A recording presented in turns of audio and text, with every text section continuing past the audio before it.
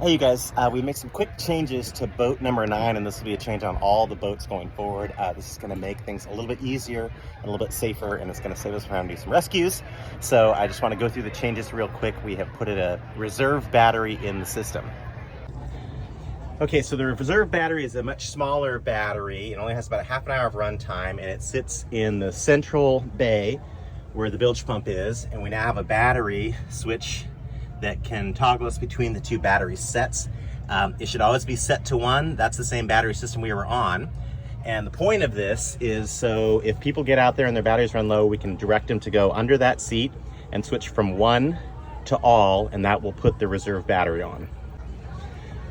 The next change you'll see is on the battery where the motor used to go, where we'd have a red motor battery and a black motor battery. We now have 2, this one and this one black cables here, and 2, this one and this one red cables here. That's the only difference. So when you change out this battery on the starboard side, you'll be putting 2 regular cables, 2 black, 2 red on each terminal, instead of putting the motor's cables on there. The second feature that makes this really kind of cool, I'm excited about it as a safety part of it, is if you guys ever put the cables on wrong and you're having one of those kind of scary sparking fires, you can go right here to the battery switcher and just turn it to off. That will take all batteries and everything out of the circuit and stop the fire, and then you can remove the cable.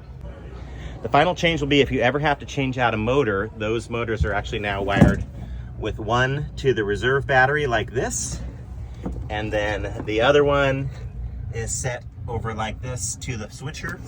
All you'll have to do is just take a look at it and make sure you see how it's done before you put take the old motor off, and then you can switch to the new motor and install it the same way, and it should be good to go. Always keep the switcher on 1 unless there's a reserve battery needed, and then have our customers pop it onto the second one or to all, and that'll give them the power to get back home. Finally, there's no need to change this second backup battery unless somebody uses it. Once they use it, we'll swap it out for a new one. But other than that, it'll just kind of sit there in reserve, ready for when we need it. If you don't quite understand it, don't be afraid to ask. It's actually pretty simple once you figure out what we've done. And I think it's going to make it a lot easier to change batteries in, and also it's going to help us avoid doing boat rescues.